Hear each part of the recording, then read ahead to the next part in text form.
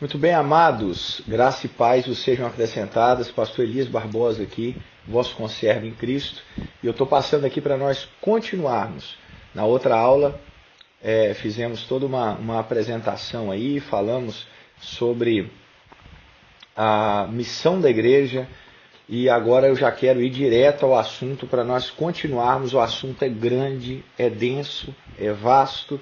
Eu assumi um compromisso com vocês aqui na última aula que eu quero tratar de todos os assuntos bíblicos que envolvem manifestação de demônios, todos os versículos bíblicos usados pelo meio neopentecostal para tentar dar um subsídio para as suas crenças.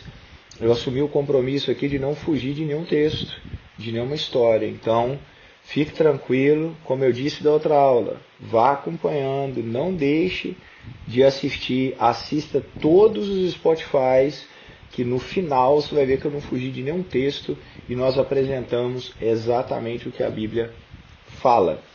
Na última aula eu falei que nós íamos tratar agora, né? Nós sabemos então agora a missão da igreja, sabemos qual que é a missão da igreja. A missão da igreja é anunciar Jesus Cristo, é anunciar o reino de Deus.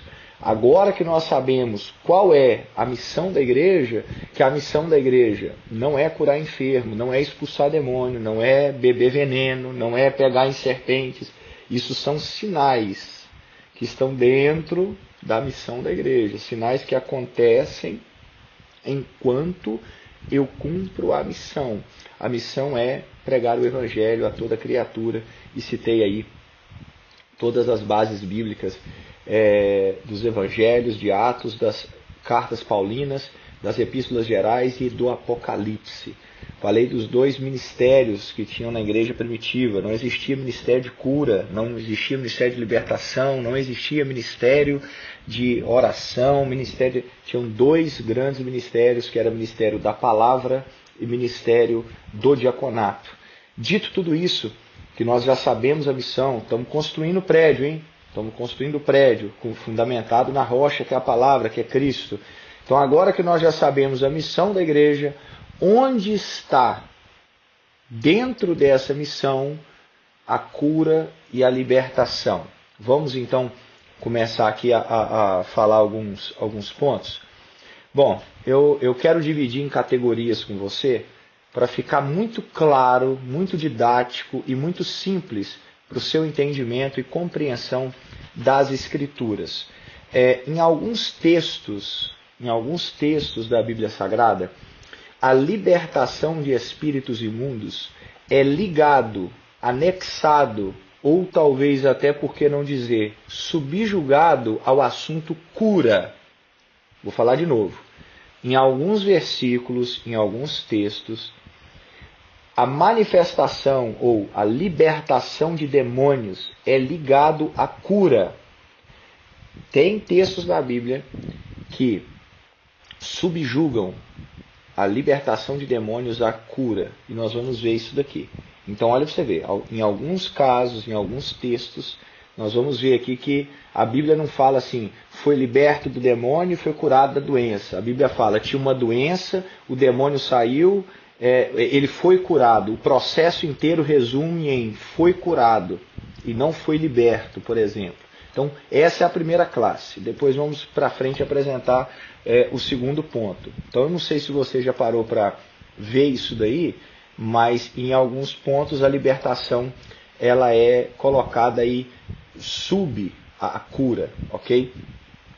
Então vamos lá, vamos colocar esses textos aí para nossa meditação e vamos dar play aí nessa aula, ok?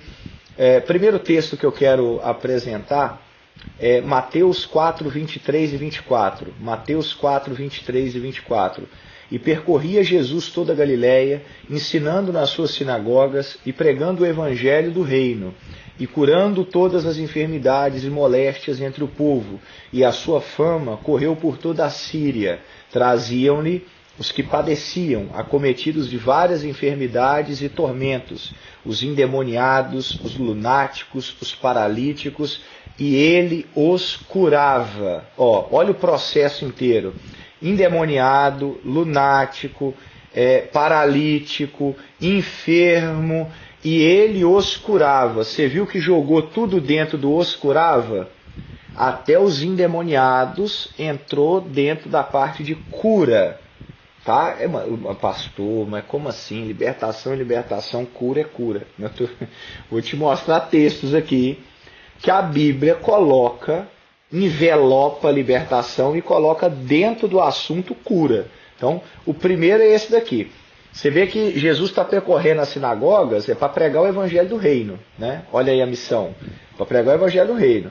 E aí curava enfermidade, moléstia. E o povo trazia as pessoas atormentadas, endemoniadas, lunático, paralítico, enfermo, e ele os curava. Outro texto, Mateus 8, 16 e 17. Mateus 8, 16 e 17. E chegado à tarde, trouxeram-lhe muitos endemoniados, e ele, com a sua palavra, expulsou os espíritos e curou todos os que estavam enfermos, para que se cumprisse o que fora dito pelo profeta Isaías, que diz: ele tomou sobre si as nossas enfermidades e levou as nossas doenças. Pastor, mas no início do texto aí ele faz uma diferença. Expulsou os demônios, expulsou os espíritos e curou os enfermos. Mas eu coloquei esse texto aqui nessa parte por causa da citação do profeta Isaías. Olha como é que todo o processo acima ele joga no texto de Isaías que está falando sobre cura, não sobre libertação. Ele tomou sobre si enfermidades e levou nossas doenças. E ele está falando do processo inteiro acima, que foi o expulsar demônios e curar enfermos. Viu como é que a Bíblia tem hora que joga a libertação dentro da cura e não a parte da cura? Mateus capítulo 10, versículo 1. Mateus capítulo 10, versículo 1. E chamando a si os seus 12 discípulos, deu-lhes poder sobre os espíritos imundos para os expulsarem e para curar toda sorte de enfermidades e males. Deu poder sobre os espíritos imundos para expulsar e para curar toda sorte de enfermidades e males. Você está vendo que está sempre junto? Esse daqui, mais uma vez, parece que são duas coisas distintas. Mas você está vendo que sempre quando fala de cura, fala de expulsar demônio, quando fala de expulsar demônio, fala de cura. Está vendo que nesse primeiro ponto aqui que eu estou tratando com você, parece que está sempre anexado, parece que está sempre junto. Parece que não são dois assuntos distintos, diferentes. Deu poder para expulsar os espíritos imundos e para curar toda sorte de enfermidade, sempre anexado. Lucas 6, 16 e 17. Descendo com eles, parou num lugar plano, e também a multidão de seus discípulos e grande multidão do povo judeu de Jerusalém, da costa marítima de Tiro e de Sidom, os quais tinham vindo para o ouvir e para serem curados das suas enfermidades. E os que eram atormentados dos espíritos imundos eram curados. E toda a multidão procurava tocar-lhe, porque dele saía virtude e curava a todos. Viu aí o texto? Todos os que eram atormentados de espíritos imundos eram curados. Você viu que a Bíblia não falou eram libertos? Eram curados. Então, mais um texto aí que a Bíblia está anexando a libertação à cura, sabe? Vamos continuar. Lucas 7, 21. Lucas 7, 21. E na mesma hora curou muitos de suas enfermidades e males e de espíritos malignos e deu vista a muitos cegos. Mais uma vez jogou tudo na cura. Lucas 7, 21. Curou muitos de enfermidades e males, de espíritos malignos e deu vista a cego. Os 3 pontos ele falou assim, curou. Curou de enfermidade, curou de espírito maligno, curou muitos cegos. Está vendo? Mais uma vez a Bíblia jogou tudo dentro de cura. Lucas 9, versículo 1 e 2. Lucas 9, 1 e 2. E convocando os seus 12 discípulos, deu-lhes virtude e poder sobre todos os demônios para curarem enfermidades e enviou-os a pregar o reino de Deus e a curar enfermos. Então, mais uma vez aqui está anexado. Está vendo que citou junto? Poder sobre os demônios e curar, tudo junto, tudo parece que é uma coisa intrínseca, né? É ligada a outra, mas enviou para pregar o reino de Deus. É a missão e o sinal. Enviou para quê? Qual que é a missão? Pregar o reino de Deus e curar enfermos, sinal. Lucas capítulo 11, versículo 14. E estando ele expulsando um demônio, este era mudo. E aconteceu que, saindo o demônio, o mudo falou, e a multidão se maravilhou. Ou seja, essa mudez foi uma aflição funcional que foi curada pela expulsão do demônio. Na hora que o espírito saiu, ele começou a falar. Então você vê que houve uma cura assim que o espírito saiu. Outro exemplo disso é Lucas 13, versículo 10 ao 17. Isso tudo ligado à cura e espíritos malignos. Lucas 13, 10 ao 17.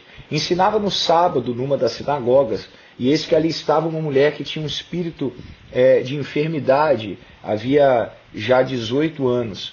Andava curvada e não podia de modo nenhum endireitar-se. Vendo a Jesus, chamou a si e disse-lhe, mulher, estás livre da tua enfermidade. Vê que Jesus não expulsou o demônio. Jesus não virou e falou assim, o espírito agora sai. Não. Ele falou, você está livre da sua enfermidade. Olha como é que ele jogou essa questão da libertação dentro da cura de novo. Pôs as mãos sobre elas, logo se endireitou e glorificava a Deus. Tomando a palavra o chefe da sinagoga, indignado, porque Jesus curava no sábado, disse à multidão, 6 dias há um que é mister para trabalhar, nesse pois vinde para seres curados, e não no dia de sábado. Respondeu-lhe, porém, o Senhor, e disse, hipócrita, no sábado não desprende da manjedoura cada um de vós o seu boi ou jumento, ou leva para beber? E não convinha soltar dessa prisão no dia de sábado essa filha de Abraão, a quem Satanás, eis que há 18 anos tinha presa? Dizendo ele isso, todos os adversários ficaram envergonhados e todo o povo se alegrava por coisas gloriosas que ele fazia. Ou seja, a enfermidade física dessa mulher que andava encurvada, ela explicitamente foi atribuída uma ação de Satanás, e a sua libertação trouxe cura física. Mas Jesus falou nesse momento, ele falou, você está livre da enfermidade, ele nem tocou no assunto do espírito, ou do demônio, ou de Satanás, enfim. Então é como se ele colocasse, mas anexasse mais uma vez a libertação à cura. Atos 5,16. Atos 5,16. E também das cidades circunvizinhas concorria muita gente a Jerusalém, conduzindo enfermos e atormentados de espíritos imundos, os quais eram todos curados. Olha como é que repetiu agora em Atos dos Apóstolos. Mais uma vez, libertação foi para dentro de cura.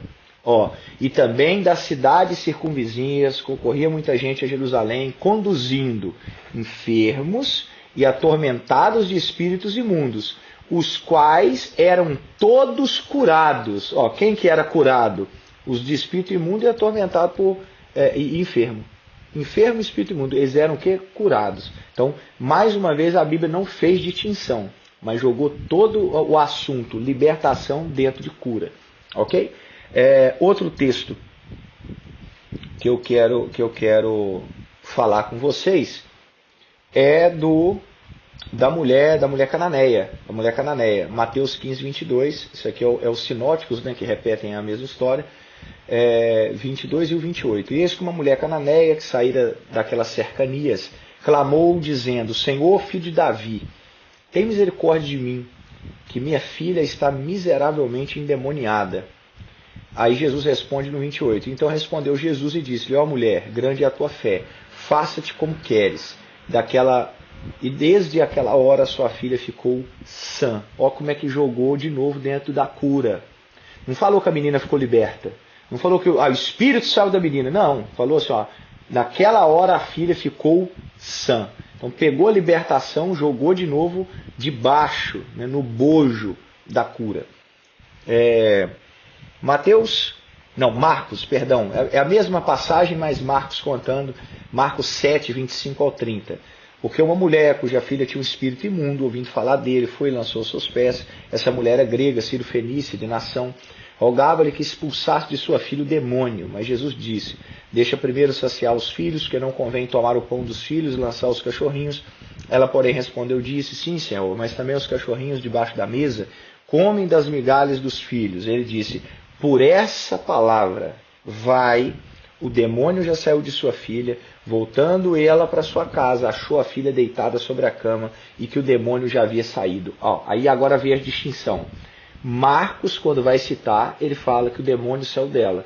Mateus, quando vai citar, ele joga dentro do assunto da cura. Ele fala que a menina ficou sã e não citou o fato do endemoniada. Mais ou menos a mesma situação nós vamos ver agora no próximo exemplo, que é do jovem lunático, né? O menino epilético, lunático e tudo mais. Veja, da Ciro Fenícia, Mateus joga dentro e cura, né? Ela ficou sã, ela foi curada.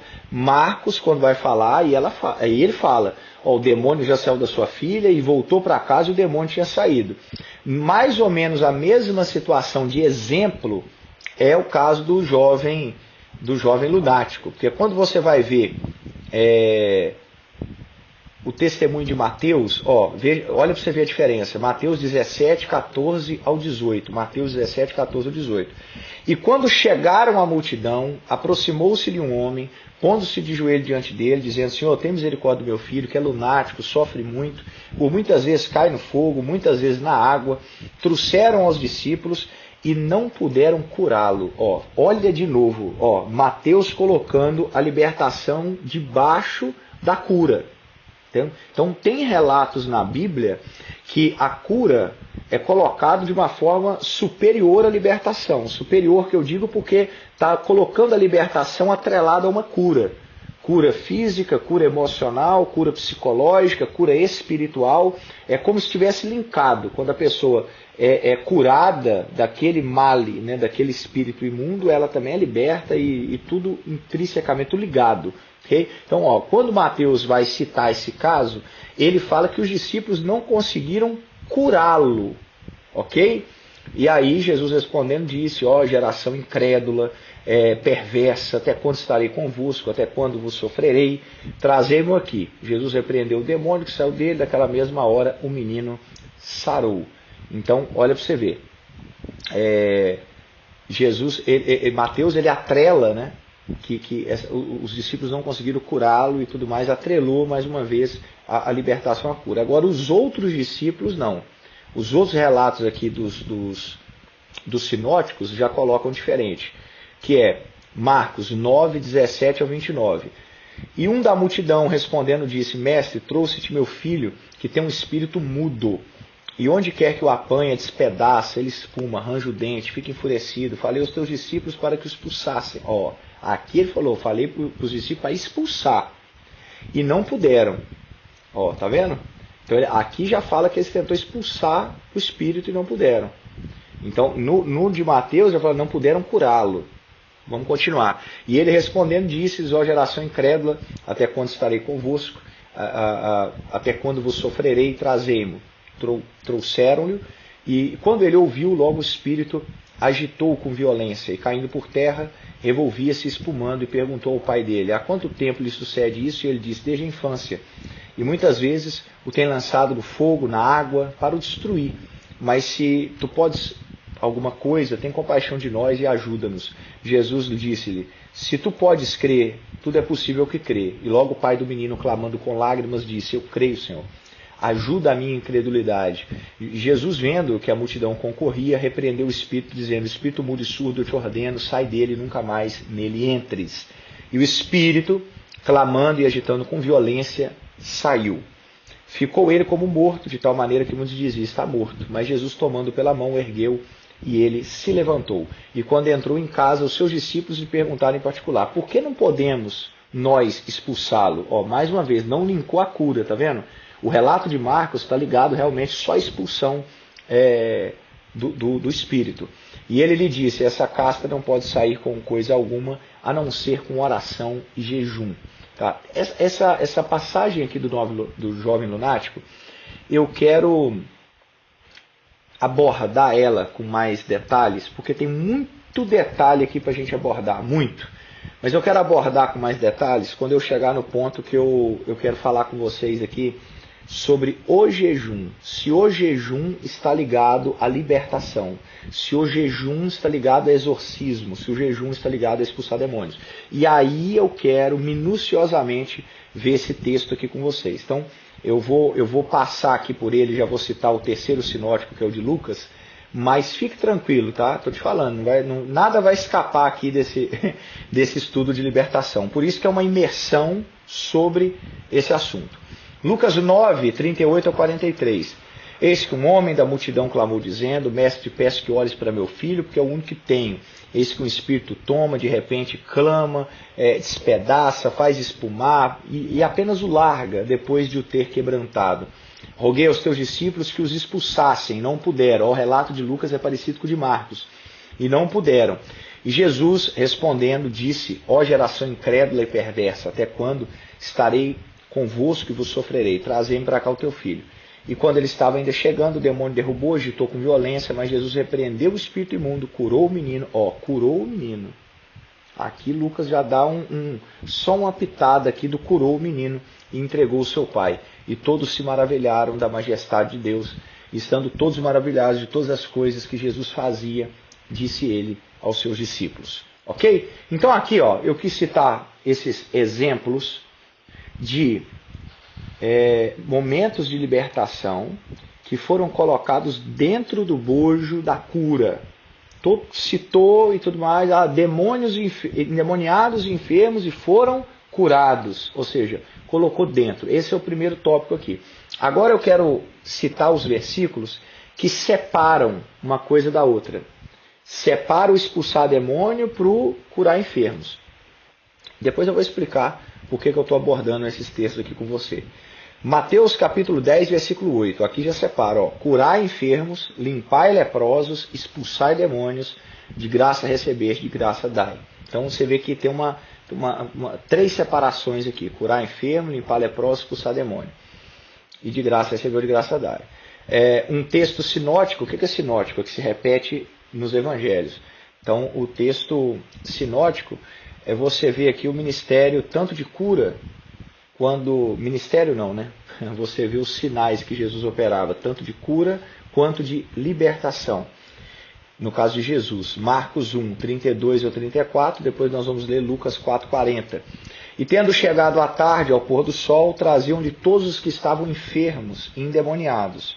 E toda a cidade se ajuntou à porta, e curou muitos que se achavam enfermos de diversas moléstias, e expulsou muitos demônios. Você viu que separou agora? Agora ele falou que curou os enfermos e expulsou o demônio. Ele não falou dos dois, enfermo e demônio, e curou-os. Não, ele separou. Porém, não permitia que os demônios falassem, porque o conhecia.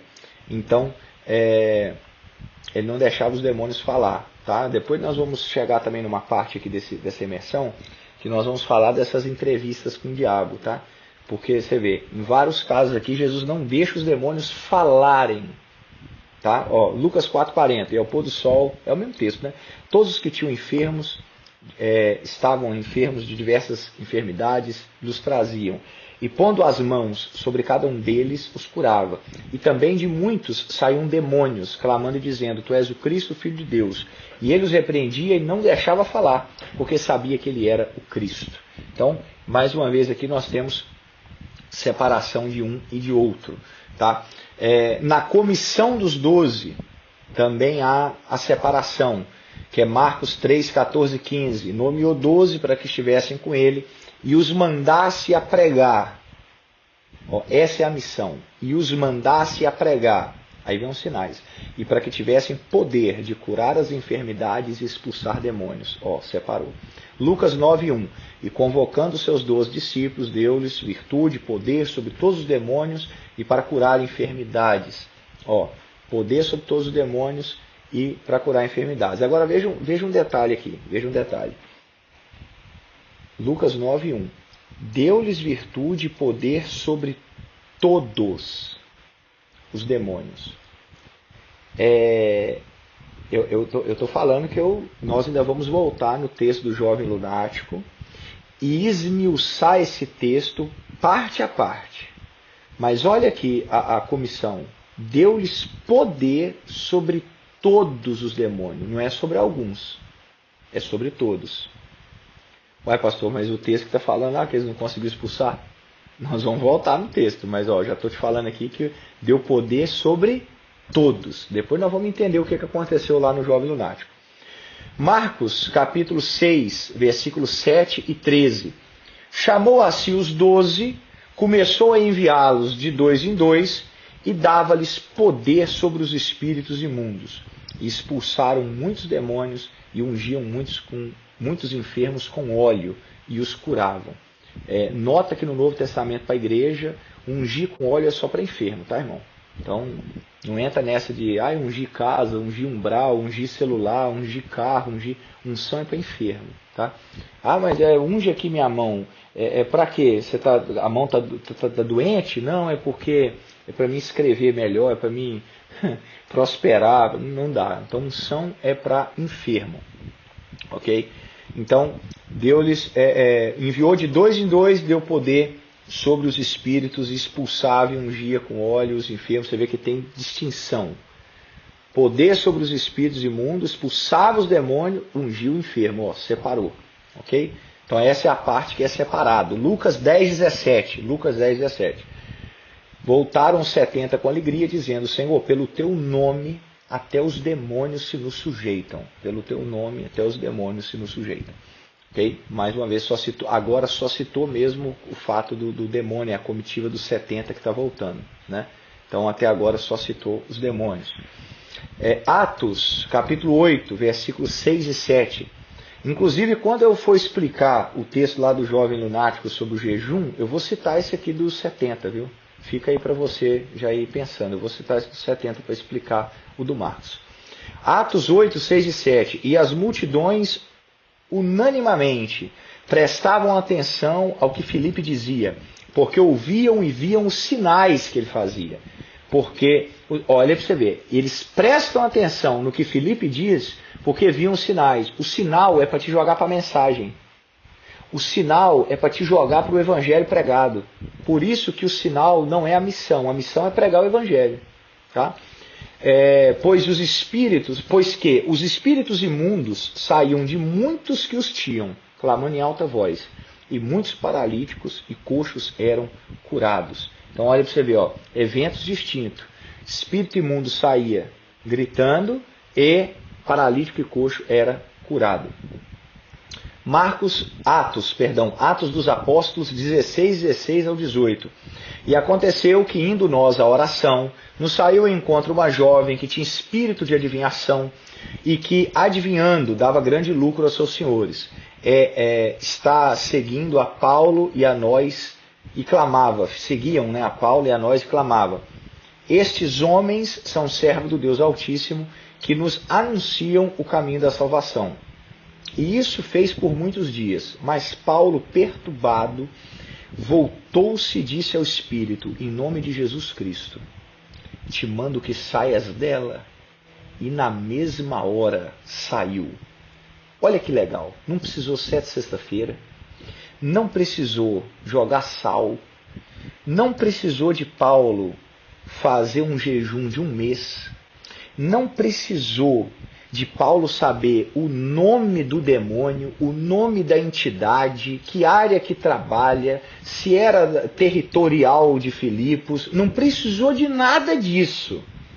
Não precisou de detalhe, não precisou de qual o teu nome, da onde que você veio, tá amarrado, mão para trás, dobra o joelho, nada disso. Ele olhou para o Espírito e disse: em nome de Jesus Cristo, eu te mando que saias dela. E na mesma hora saiu. Aqui eu já comecei a resumir o assunto da libertação, hein? Mas vamos para frente que nós ainda está aqui nas divisões. Atos 19, 11 e 12. E Deus, pelas mãos de Paulo, fazia maravilhas extraordinárias, de sorte que até os lenços e aventais se levavam ao seu corpo aos enfermos, e as enfermidades fugiam deles, e os espíritos malignos saíam. Olha para você ver. Deus estava fazendo tanto maravilha pela mão de Paulo, que os lenços, aventais que ele usava, as pessoas levavam, até os enfermos, as enfermidades fugiam e os espíritos malignos saíam. Ok?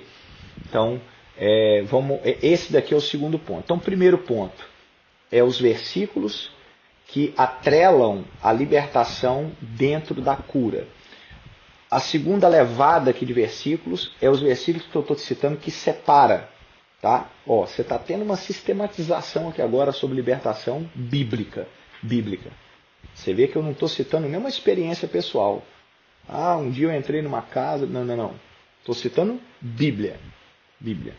Então, citei a primeira separação, a segunda separação bíblica, e agora eu vou entrar numa pergunta aqui que já me fizeram muito, se um cristão pode ficar endemoniado, se um cristão pode ficar possesso.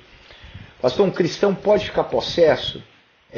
Tem isso daí na vida do cristão? O cristão ele pode ser tomado, né? Ele pode ser tomado por um espírito maligno, ele pode ser e ficar nessa? Olha, eu te respondo que não. Cristão não pode ser possuído por demônios. Cristão verdadeiro, autêntico, regenerado, que tem o Espírito Santo morando nele. Aí, logicamente, vão começar a falar, mas peraí, ué, como assim? Como assim? E Pedro, que Jesus olhou para ele e falou assim, para trás de mim, Satanás. Ué, e Judas, que fala que o diabo entrou no coração de Judas quando ele recebeu o bocado molhado. Ué, como assim? E Ananias e Safira, que Pedro falou assim, olha, Satanás entrou no coração de vocês e vocês mentiram, foi para o Espírito Santo. E aí? E esses casos? Então vamos lá. Vamos falar primeiro o que é possessão demoníaca? Eu acho que é mais fácil, hein? Vamos falar primeiro o que é possessão. Possessão demoníaca no Novo Testamento é descrito como um estado em que um ou mais demônios habitam e exercem controle direto e substancial sobre o corpo, a mente e por algumas vezes a voz de um indivíduo. Então olha para você ver, quando a Bíblia me narra sobre possessão é uma tomada de consciência. Uma tomada de consciência. Toma o corpo, a mente, voz. Você pode ver que nós lemos agora que gritava e tudo mais e tal. Alguns falam na voz da pessoa. Então, olha, vamos lá. Controle de vontade da pessoa e de ações. Então, possessão demoníaca. Os demônios ou o demônio tem controle da vontade e das ações da pessoa. O demônio fala através da pessoa, comanda as suas ações e a sua personalidade é suplantada. Exemplo, o gadareno. O gadareno, você vai ver, o gadareno ele já não tinha mais controle do seu corpo. Ele não tinha mais controle da sua vida. Outro exemplo é esse demônio da menina que ficava com o espírito de adivinhação. Quando o espírito saiu dela, ela já não pôde adivinhar mais nada. Então, ela foi liberta. Então é uma tomada de consciência, de vontade e de ação. Manifestações, outro ponto que demarca uma possessão. Manifestações sobrenaturais e sinais enganosos. No caso do próprio gadareno, uma força incomum. A Bíblia fala que ele quebrava tudo. Ninguém podia prender ele com algema, com nada. Conhecimento oculto ou profético, que é o caso dessa jovem aqui de Atos 16, que Paulo expulsa, que ela adivinhava, né, para enganar as pessoas. Isso é tão verdade que no final dos tempos, como eu disse em Apocalipse, já aconteceu em toda a história da igreja, demônios operam sinais. Operam sinais, revelações, curas, para quê? Para enganar as pessoas. Então, outro ponto, comportamento autodestrutivo. Tanto o gadareno, né, que afligia seu próprio corpo, ele se lançava, morava no cemitério e tudo mais. Outro exemplo é o jovem lunático que nós lemos, que o pai fala assim, se lança no fogo, se lança no chão, se arrebenta, se quebranta. Entende? Então, é um comportamento autodestrutivo, violento, sabe? Violento, agressivo. Isso tudo demarca possessão demoníaca. Demônios eles podem operar através de sinais e maravilhas enganosos para desviar a pessoa da vontade de Deus e da verdade do Senhor, que é a pregação do Evangelho.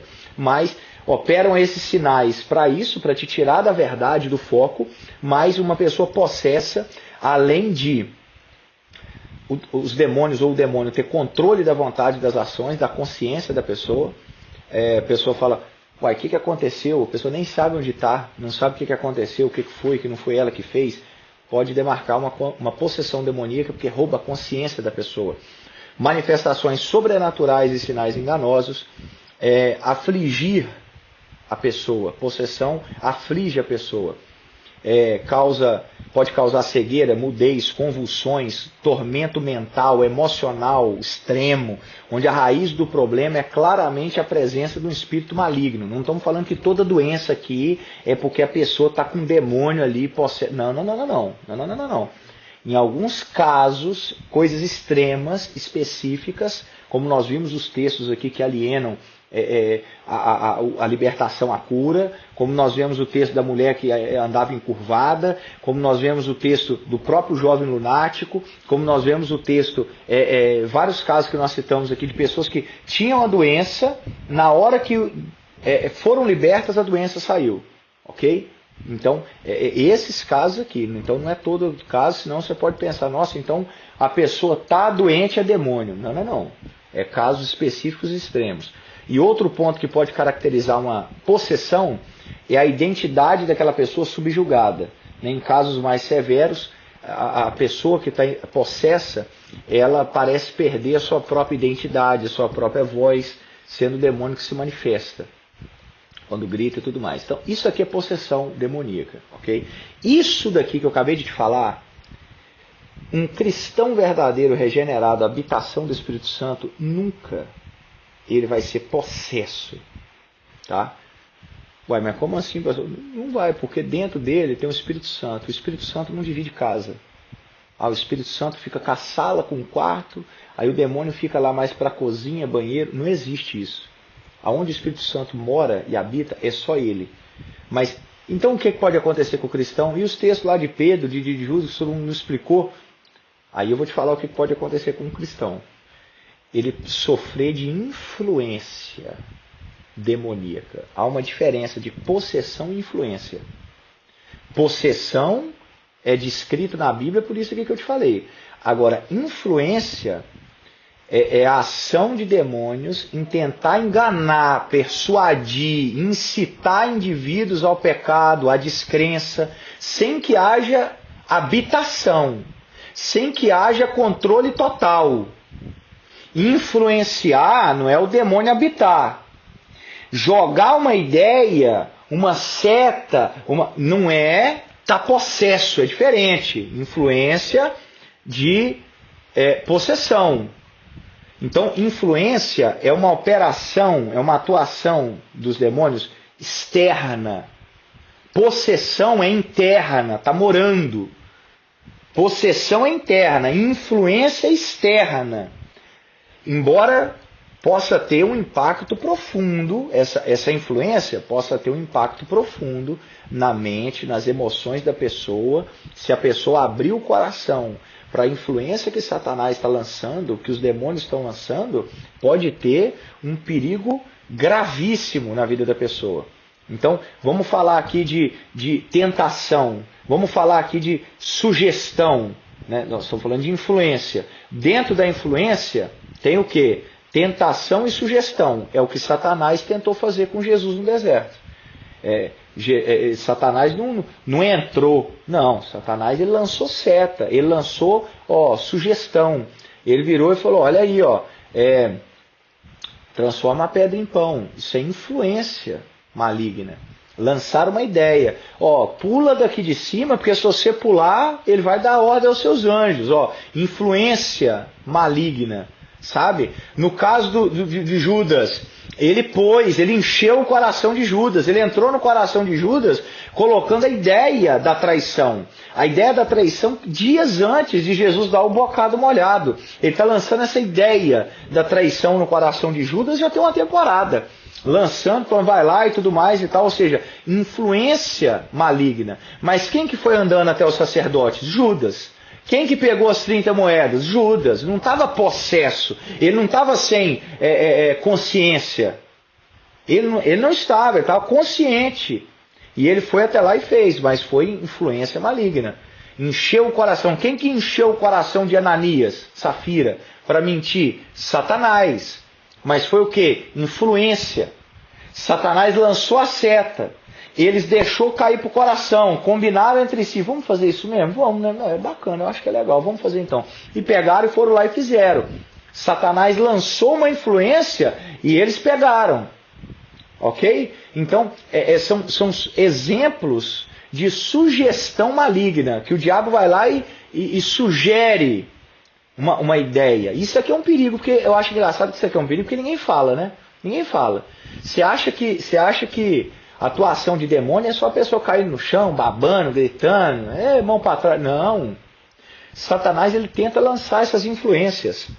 Essas influências para trazer separação, divisão no meio da igreja, motim, rebeldia, desrespeito. Isso é Satanás lançando.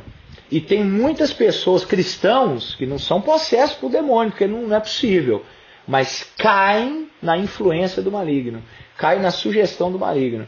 É o inimigo lançando, do mesmo jeito que fez com Eva no jardim. Satanás não deixou Eva, não entrou dentro de Eva e Eva ficou possessa. Não, ele lançou a sugestão. Ó, vai lá, faz assim, ó, lá, se você fizer isso aí, vai ser igual a Deus. Então é isso, essa é um tipo de influência. Segundo ponto da influência maligna é justamente o engano, a falsidade. Satanás é o pai da mentira. E os demônios espalham doutrinas de demônios. Isso está em 1 Timóteo 4:1. Então, Satanás é o pai da mentira. João 8:44. Os demônios eles vão espalhando doutrinas de demônios. 1 Timóteo 4:1. Para quê? Para afastar a pessoa da verdade. E isso atua onde? No campo das ideias, da mente. Eu sei que às vezes pode parecer muito errado, mas eu fico batendo nessa tecla de ser bíblico, de estar na Bíblia, de cadê o texto bíblico, porque Satanás é o pai da mentira. Existem doutrinas de demônios. E da onde que saem esses nomes? Exu, Pombagira, Preto Velho, Tranca-Rua, Zé Pilintra, Enxu Caveira, Sete Saia. Da onde que saem esses nomes? Da Bíblia que não é. Da Bíblia que não é. Aonde é que você leu esses nomes na Bíblia? Exu não sei o quê, Pombagira, não sei aonde você leu isso na Bíblia? Não, pastor, não tem na Bíblia. Então quem que te falou? Quem que te falou esse nome? O demônio manifestou, eu perguntei, ele falou que o nome dele era aquele. Meu Deus, aí nós vamos ensinar isso daí. Nós vamos ensinar isso daí. Porque o mestre que te ensinou esse nome foi um demônio. Aí, ou seja, eu vou pegar essa aula com demônio e vou ensinar para a igreja. Vou ensinar para a Viva Church. Gente, demônio da sensualidade, Pombagira, viu? Aí demônio do vício é Zé Pilintra. Eu vou ensinar isso para a igreja. Uma coisa que foi um demônio que ensinou. Aí é por isso que eu falo que o pai da mentira, João 8,44, é Satanás. Paulo fala para tomar cuidado com doutrinas de demônios. Infelizmente, senhoras e senhores, esse assunto de libertação, ele tem sido alvo de sincretismos, ele tem sido alvo de crenças que não são bíblicas, doutrinas que não são bíblicas, ensinos que não são bíblicas, gente ensinando cor que demônio gosta, comida que demônio gosta de receber. Tu aprendeu isso aonde, meu querido? Na Bíblia não é. Você aprendeu aonde? Você foi o quê? Num pai de santo e aprendeu qual oferenda oferecer para cada tipo de espírito e agora está ensinando isso dentro da igreja e acreditando nisso? Isso é um cúmulo do sincretismo, é o ápice de nós começarmos a bater na batedeira, no liquidificador e começar a mexer esse monte de crença. E no final jogar uma roupagem de cristianismo e falar que é tudo cristão. Irmãos, da onde está vindo essas doutrinas? De onde está vindo? Aí Satanás, os demônios, vai lá e ensina essas coisas. Enquanto você está preocupado em aprender sobre o demônio, ele está entrando na igreja. Ele está colocando heresia. Ele está colocando falso ensino. Enquanto você está preocupado em saber o que é nome de quê, Satanás está agindo. Por quê? Porque você devia estar preocupado com a palavra. Por que você tem tanta dificuldade em obedecer o que a Bíblia já fala e você quer descobrir o que ela não fala? E detalhe, você quer descobrir o que ela não fala E ela também não manda você ir descobrir, não. Ela não manda você descobrir, procurar saber. Ela não manda você procurar saber. Ela não te fala. E o que ela fala, você tem resistência. Porque eu tenho total certeza que o que vai ter de gente ouvindo essa aula e tendo resistência é muito grande. Aí eu tenho resistência de abraçar algo que a Bíblia fala. Mas eu não tenho resistência de crer em algo que um demônio falou num culto. Um demônio falou num centro de macumba. Um cara que era satanista, né, o famoso tio Chico da vida, que fez pacto para todos os famosos, Xuxa, disco de trás para frente. Aí esse cara era satanista, se converteu, aí ele vem nos púlpitos e ao invés de anunciar Cristo, ao invés de anunciar o Evangelho, ele começa a falar o que ele fazia lá. Olha, eu fazia isso, pó de carneiro moído, que não sei o quê, e pega tudo isso daí. Aí você pega livros da Divina Revelação do Inferno, ele veio para libertar os cativos, porcos na sala, demônios familiares, demônios territoriais, e aí começa aquela gama de ensino que não está na Bíblia. E eu começo a crer no que o demônio me ensinou, ensinar o que o demônio me ensinou. Afinal de contas, quem é seu professor? Jesus, os apóstolos, a Bíblia ou os demônios? Quem são seus professores? São espíritos malignos? Qual que é a sua regra de fé? É a Bíblia Sagrada ou é o que os demônios te falam? Eu prefiro ouvir só a voz do Espírito Santo. E a voz do Espírito Santo emana das páginas da Bíblia. Vou continuar. Outro ponto sobre influência, opressão e ataques externos. Um cristão pode ser oprimido, pode ser atacado por demônios, através de ataques de medo, ansiedade, pensamentos de desesperança, culpa, sem que o demônio esteja morando no cristão. É uma investida contra a sua fé, contra a sua paz. É por isso que eu falei na outra aula que há uma diferença de batalha espiritual e movimento batalha espiritual. Movimento, batalha espiritual, é essa gama de coisas que são sincréticas. Agora, batalha espiritual, nós cristãos passamos. É seta que voa de dia e de noite, é o inimigo tentando contra a nossa vida, é Satanás que brama como leão ao derredor, buscando quem tragar, é as astutas ciladas do inimigo contra a nossa vida. Batalha espiritual, nós temos que colocar a armadura de Deus por causa de quê? De Efésios 6. Você acha que você tem que revestir a armadura por causa de quê? Porque tem luta, tem batalha, o inimigo tenta nos influenciar a parar, a desistir, a sair da igreja. Quem sabe você acredita nesse meio neopentecostal até hoje, e agora eu creio que a palavra de Deus está te convencendo, mas você começa a estar ouvindo esse podcast e você quer fazer o quê? Sair da igreja. Não, eu vou sair, é impossível, tudo mais. Isso é influência do maligno. Porque ele não quer que você pegue a Bíblia como base da sua fé. Ele quer que você ouça, fique com raiva da palavra, porque não é de mim, é da Bíblia, e saia. Então, vamos continuar. Essas investidas, esses ataques, essa influência, essa batalha, todo cristão passa. Então, por quê? Né? Por quê, pastor? Por que um cristão verdadeiro, que é habitado pelo Espírito Santo, regenerado, salvo, por que esse cristão ele não pode ser possuído por demônios, no mesmo sentido dos casos descritos no Evangelho?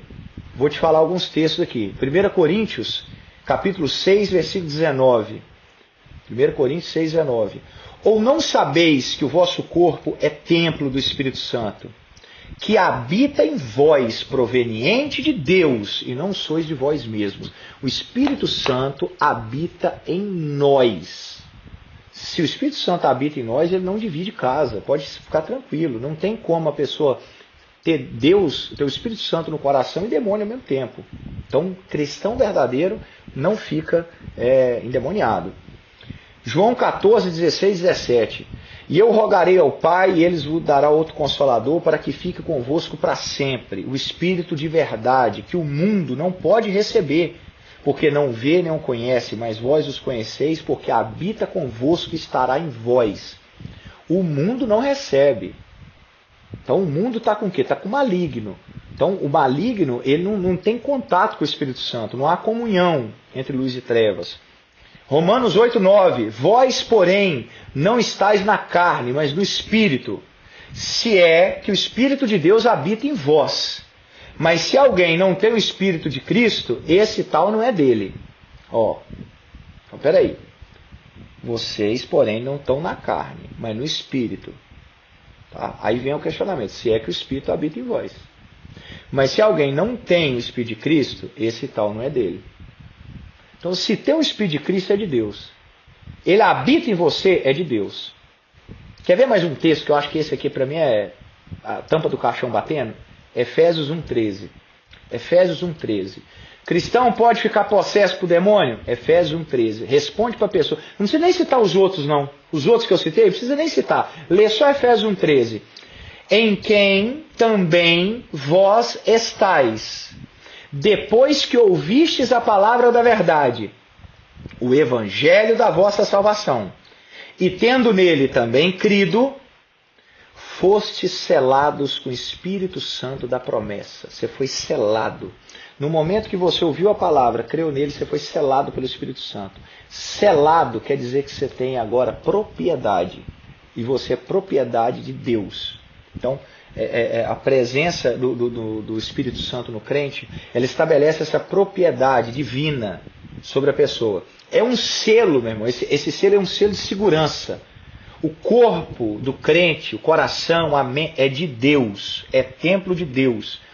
É teologicamente inconsistente, contraditório que o Espírito Santo e o espírito imundo coabitem na mesma pessoa, exerçam controle simultâneo sobre o mesmo indivíduo. A luz e as trevas não podem coexistir em soberania. Ou é de demônios, ou é do Espírito Santo.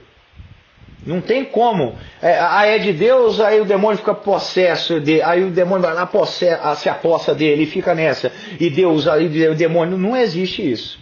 Só que é vital afirmar que o cristão pode sim ser influenciado, até mesmo oprimido, na mente por alguns demônios. A Bíblia nos adverte, Tiago 4:7, para resistir o diabo. A Bíblia fala em Efésios 4:27, não dá lugar ao diabo. Estais vigilantes com as suas ciladas, Efésios 6:11, vigilante contra as suas ciladas.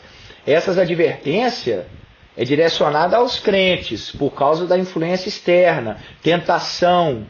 Isso é uma realidade persistente na vida cristã. Enquanto você for cristão, o inimigo vai lutar contra você, vai vir com influência maligna, e essa influência maligna pode gerar essa dúvida, incredulidade, desânimo, desespero, tentação ao pecado, divisão, conflito, ataque de dúvidas sobre a bondade de Deus, sobre a verdade da sua palavra. Você começa a ter dúvidas sobre se Deus é bom, se Deus te ama, sobre a palavra dele. Você começa a ter desânimo, que são sentimentos opressores que vão visando minar a sua alegria, vão tirando a sua esperança em Cristo, sabe? Te tentando para pecar, te incitando a ceder a desejos carnais, cometer atos de desobediência. Vou meter o pé mesmo, vou chutar esse balde, vou chutar o pau da barraca, vou mesmo. Isso é influência maligna no cristão. Sai dessa igreja, desvia, vai para o mundo, vai para outro lugar mais tranquilo, mais liberal. E isso tudo é influência maligna. Se nós estamos numa igreja que rege, prega a palavra de Deus e bate firme nessa questão da palavra de Deus, quem que você acha que Satanás quer que você saia? Quem você acha que quer que você saia dessa igreja? É o diabo. Não, vai para outra, ali pode. Vai para outro lugar. Então, divisão e conflito, isso é influência maligna na mente do cristão.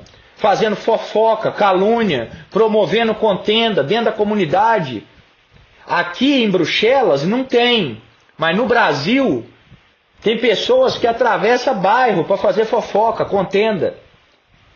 Pega 2, 3 ônibus, pega trame, pega metro, pega bus, anda 2 quilômetros, não anda desse tanto para evangelizar, nunca andou desse tanto para chamar ninguém para o culto, mas anda distâncias longas para parar na casa dos outros, para parar no quarto dos outros, para parar no comércio dos outros, no trabalho dos outros, para parar na rua com pessoas e ficar promovendo contenda, divisão. Você sabe o que é isso? Isso é influência maligna. Você não está possesso de demônio, porque você é cristão, mas é influência maligna na sua vida. Por isso que você faz. Então, há essa diferença fundamental na influência e na possessão de demônios. E isso daí é crucial nós afirmarmos que, pelo poder do Espírito Santo, nós recebemos poder e autoridade para resistir essa influência, tá? Superá-la pela graça de Deus e pela submissão à sua palavra. 1 João capítulo 4, versículo 4 diz assim: filhinhos, sois de Deus e já os tendes vencido, porque maior é aquele que está em vós do que aquele que está no mundo. E essa é a esperança do cristão. Nós já vencemos, maior que está em nós do que aquele que está no mundo. A batalha espiritual que nós sofremos, ela é real, mas a nossa vitória já foi assegurada por Cristo, tá? Então, eu quero falar aqui sobre a autoridade que Cristo delega para nós, né? Eu citei aqui o caso que cura está dentro da libertação, eu citei o caso que é distinguido, mas vamos citar aqui o que interessa.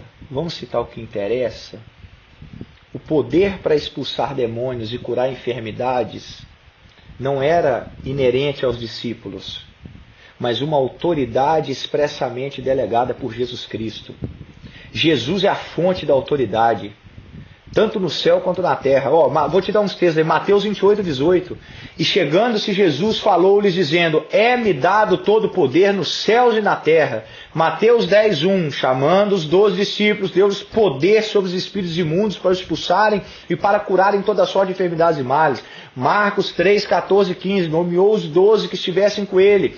Mandou a pregar e para que tivessem poder de curar as enfermidades e expulsar os demônios. Lucas 10, 19. Eis que vos dou poder para pisar serpentes e escorpiões e toda a força do inimigo, e nada vos fará dano algum. Essa autoridade vem de Cristo. Não é uma capacidade pessoal nos indivíduos, um dom concedido, é um dom concedido só para aquela pessoa ali, que ela vai trabalhar só nessa área de cura, só nessa área de libertação. Essa autoridade vem do nome de Jesus, vem do poder de Cristo. É Cristo que delega, sabe? Isso evita qualquer tipo de autoconfiança, personalismo no ministério. Sabe quando a pessoa fica achando assim: nossa, eu tô, graças a Deus, eu estou me envolvendo nessa área, eu leio livros, eu estou jejuando, eu estou orando demais, porque Deus quer me usar nessa área. O nome disso é autoconfiança. O nome disso é a pessoa usar uma busca, entre aspas, como moeda de troca. Eu estou fazendo isso, agora demônios se sujeitarão. Eu estou fazendo aquilo, agora enfermos serão curados. A autoridade está no nome de Jesus e é delegada por Cristo. O fracasso dos discípulos, na hora que foram expulsar lá o espírito lá do jovem lunático, eu ainda vou voltar nesse texto, calma. É uma lição clara que a autoridade não é o poder, essa autoridade, esse poder, não é automático, inerente da pessoa, não, depende da fé. Depende da fé. Depende da comunhão com Cristo. Depende do nome de Jesus. Depende daquela pessoa ser verdadeira. Depois nós vamos ver mais para frente alguns casos que Cristo permite pessoas expulsar demônios. Que não tem nada a ver com ele. Calma, daqui a pouco. Só para deixar um gostinho para você.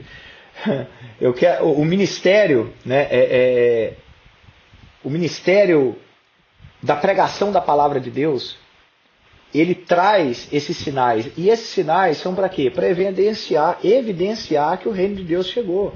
É isso. Demônios saindo, sendo expulsos, é a demonstração que o reino de Deus havia chegado e estava em conflito direto com o reino das trevas. Cada libertação era uma vitória de Cristo sobre as forças do mal, um sinal de restauração do domínio de Deus. O próprio Jesus falou isso em Mateus 12, 28. Mas se eu expulso os demônios, é pelo Espírito de Deus. Logo é chegado a vós o reino de Deus. Lucas 11, 20. Mas se eu expulso demônios pelo dedo de Deus, certamente a vós é chegado o reino de Deus. Então, é Jesus que está ligando essa questão de demônios saírem ao reino de Deus chegando. Mas a missão é apregoar o reino. Tá? A maior evidência que nós já lemos aqui, já estudamos, a maior evidência do reino de Deus em atuação na vida da pessoa é a transformação do caráter dela, da vida dela. É o arrependimento de pecados. É a pessoa se arrepender dos pecados. Vamos colocar aqui agora sobre a centralidade da palavra e da oração. Apesar desse poder vir de Cristo, de emanar do nome dele, nós temos que estar fundamentado na palavra de Deus e na oração. Por quê? Porque nós temos que orar muito, né, pastor, para poder expulsar demônio. Não, você tem que orar para conversar com Deus, tá? Você tem que orar para buscar o Senhor. Você tem que orar para conversar com o Senhor, tá? Qual que é um dos motivos de oração? O motivo de oração, eu tenho que orar muito para me expulsar os demônios. Não, não é isso. A sua oração é uma conversa santa com Deus, tá? Então, leitura da palavra. Nossa, vou ler muita palavra, né, que é para me expulsar demônios. Você tem que ler a palavra para você conhecer as Escrituras, porque você cuida ter nelas a vida eterna. Você tem que estudar a palavra para você não ser tomado por falsos ensinos. Nós temos batido muito na tecla aqui da leitura da Bíblia na Viva Church, agora começamos com a oração. Tem que ter oração e tem que ter palavra. Sabe? Jesus respondia pela sua palavra. Marcos 1:27. Todos se admiraram, a ponto de perguntar entre si, dizendo: o que é isto? Que nova doutrina é essa? Pois com autoridade ordena aos espíritos imundos e eles obedecem. Essa autoridade, ela está intrínseca ao poder de Cristo. Ter autoridade está intrínseca ao poder de Cristo, ao nome de Cristo e à fé que você usa. Então, está muito ligado à fé. Você pode ver que no texto mesmo do jovem lunático, toda hora eu estou citando aqui, mas eu vou nele. Quando eles perguntam, por que nós não conseguimos? Eles falam assim, fé. Quando fala assim, os seus discípulos tentou aqui, não conseguiu. O que ele fala? O que Jesus fala? Geração incrédula. Faltou fé. Faltou fé verdadeira. Faltou fé em ação. Foi essa falta de fé que foi ruim, que deu errado, né? Eles não conseguiram expulsar. E o próprio Jesus fala, né? No Marcos 9:29, essa caça não pode sair com coisa alguma a não ser com oração e jejum. Nós ainda vamos estudar a fundo essa oração e jejum aí, viu? Mas essa menção aqui, né, de oração e jejum, fala de estar buscando a Deus. Uma vida buscando ao Senhor. E pelo amor de Deus, vou falar mais uma vez, não é buscar, a Bíblia não manda você buscar o Senhor para expulsar demônio. A Bíblia manda você buscar o Senhor para você ter comunhão com Ele. Você está próximo dEle. Não há mandamento na Bíblia, busque ao Senhor para expulsar demônio. Não tem isso.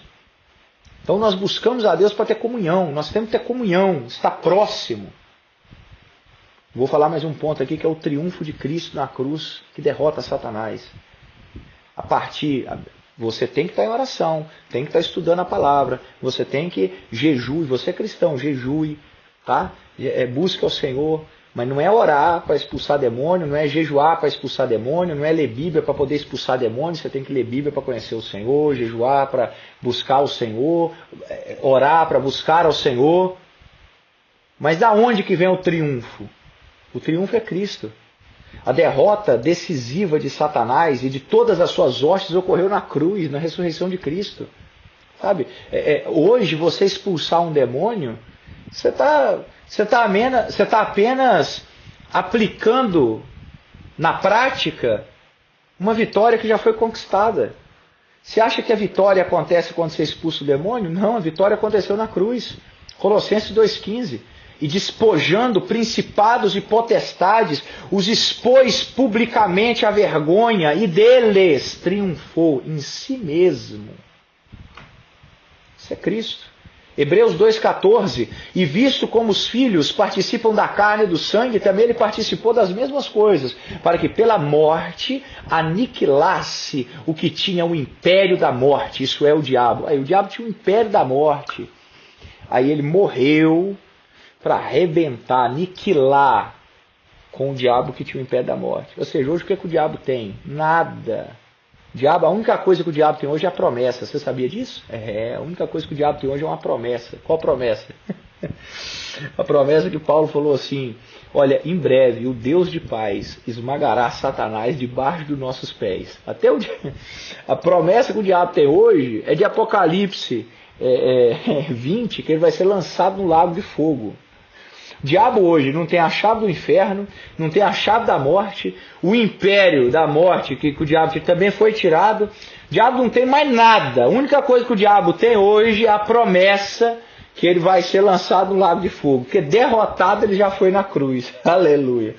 1 João 3,8. Quem comete o pecado é do diabo, porque o diabo peca desde o princípio.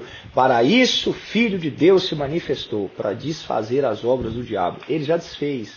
Ele se manifestou para desfazer as obras do diabo. A autoridade para expulsar demônios é fruto dessa vitória consumada de Cristo. Os crentes operam a partir de uma posição. Qual posição? Vitória.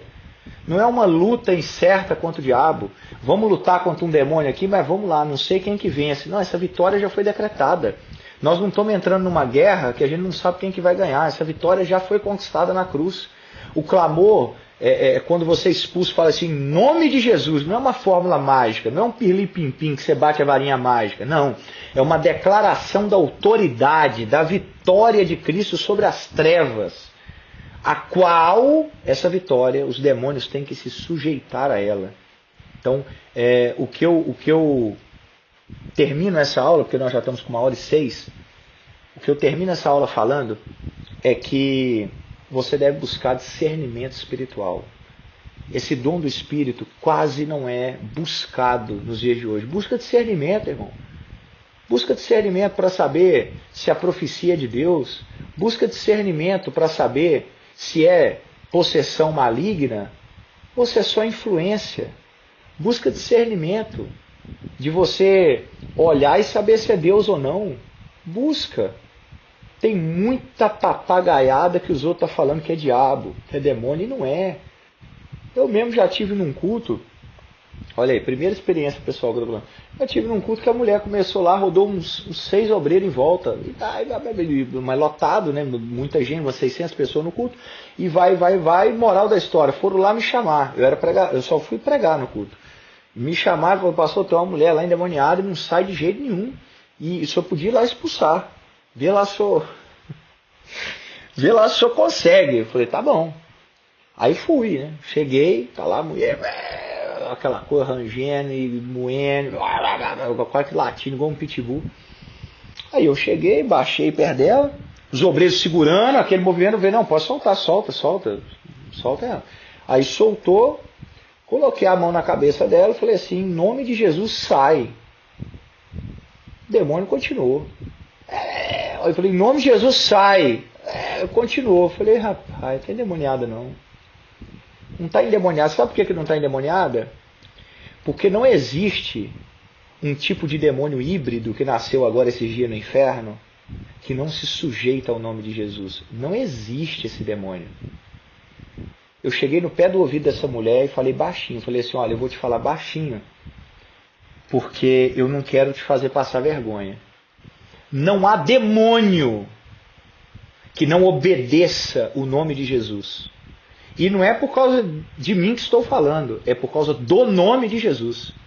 Você não está endemoniada, você está atrapalhando o culto. E se você continuar, eu vou chamar a polícia, você vai sair daqui escoltada que você está atrapalhando o ambiente de culto.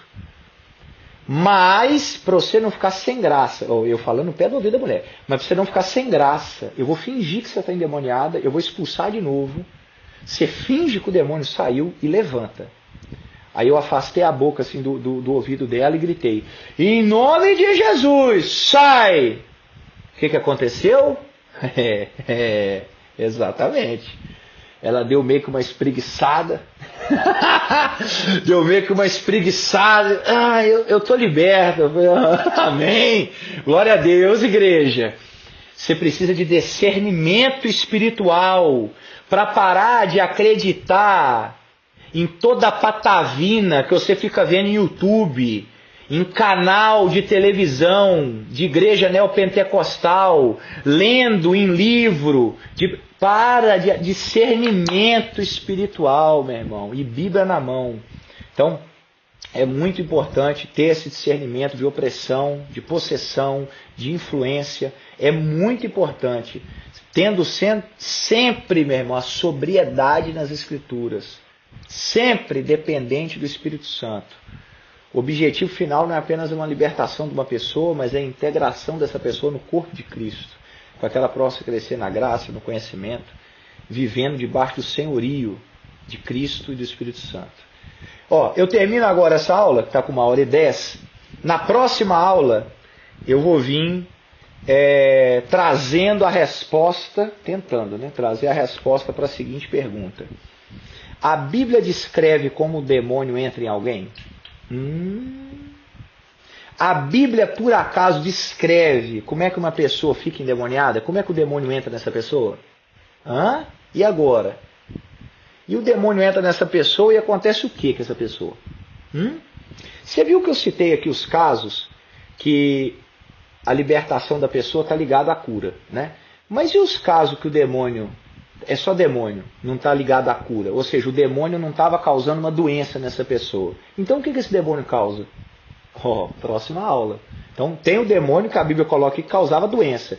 E o outro caso lá que ele não cura nada, a pessoa não é curada de nada. O que esse demônio estava fazendo no corpo dela? Será que tem como responder isso na Bíblia? Sem ter que apelar para o centro de macumba, espírita, pai de santo, falar de esoterismo? Será que a Bíblia responde isso? Eu acho que sim, hein? Próxima aula então, te aguardo. Deus te abençoe.